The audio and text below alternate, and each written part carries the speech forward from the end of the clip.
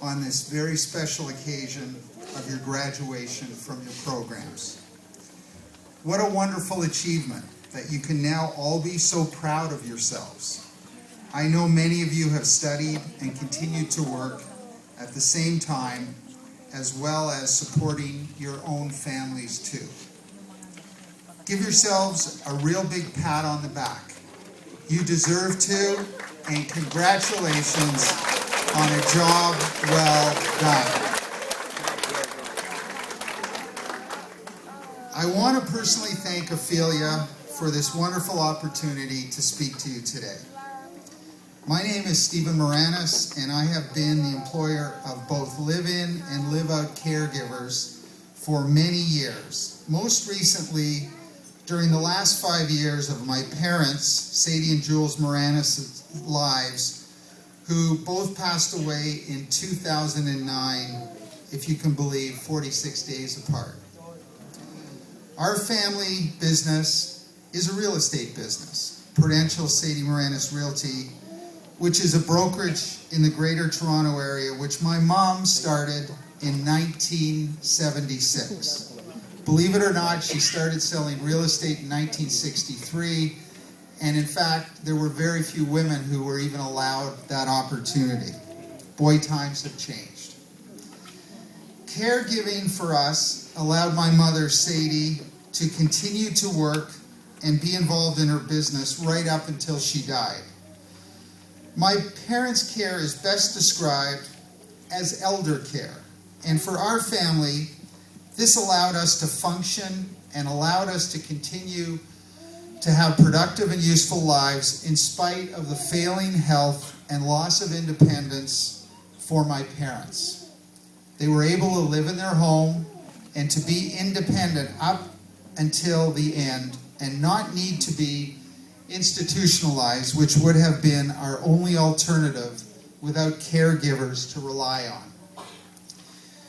Because of our aging population in developed societies, the role of the caregiver has been increasingly recognized as an important one, both functionally and economically. There are now more than 50 million people in North America who are being cared at home by caregivers and or family members for elderly parents, spouses, children with disabilities, and or chronic illnesses. Without this home care, most of these cared for loved ones would require permanent placement in institutions or healthcare facilities at a greater cost to society. Let me share our personal family experience of what caregiving for my parents meant to us. Our family was so fortunate to have our caregiver requirements taken care of by Maristella Tooling, who is a fellow graduate of yours today.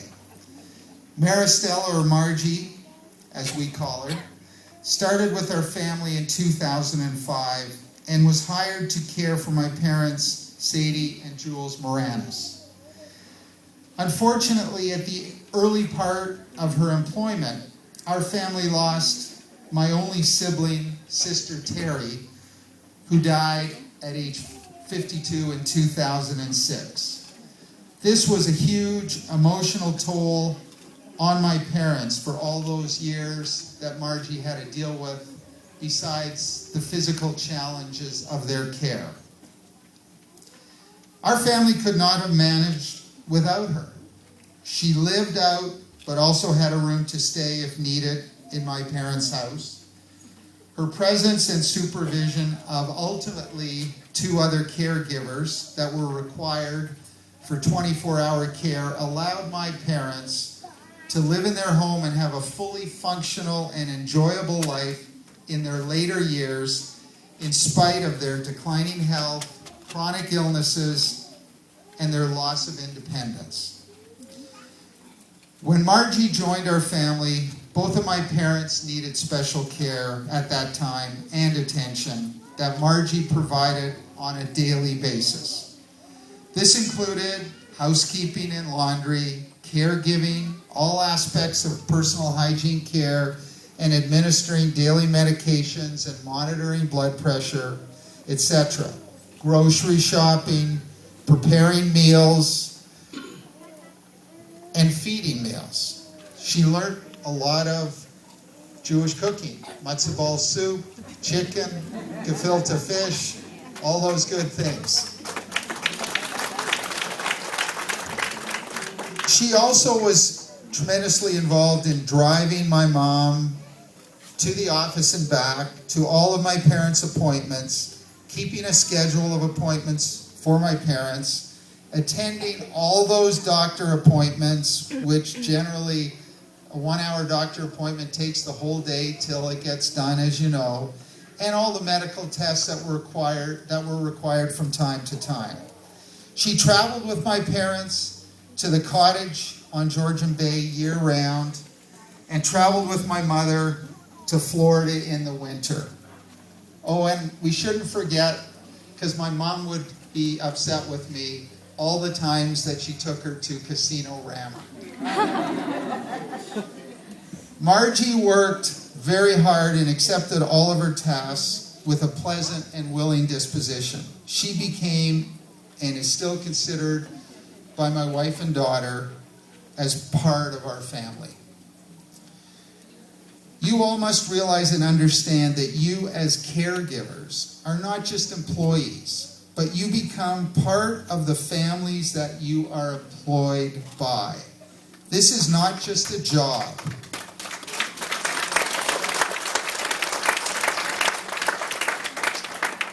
This is not just a job, but this is more of a lifestyle commitment, and a very important one. You become the cog in the wheel, or the center of the universe that reconnects people with their regular lives, reconnects people with their families, reconnects people with their friends, and reconnects people with their hobbies and recreational pastimes. Without your basic work needs and without your work, the basic needs and a quality of life for the elderly do not exist. Your role is very important as you allow people to regain their dignity and independence in the light of their aging and ongoing failing health, incapability, and independence. What a powerful role you have. You must all be resolute in the knowledge that your impact on the family is so very, very significant. You must be strong when you need to be. You must be caring when you need to be. You must be soft when you need to be. You face the normal interactions of the family through these most difficult and unexpected times. It is not an easy task in the least. With your training and your graduation today, you now have the career skills and credentials to get a great job, to help a family have a much better life. Through your role, you will have job satisfaction and fulfillment too. There are many employers and families out there like us who feel so lucky in having had the opportunity of employing great caregivers like Margie, who made our life journey much more easy and fulfilling. I wish all of you the best as you embark on your new career path, which will definitely open up to you based on your graduations today. I hope you find the families who have the gratitude for what you are about to do. Thanks for giving me this opportunity to address you today, and go out there and be the best that you can be. Good luck to you all.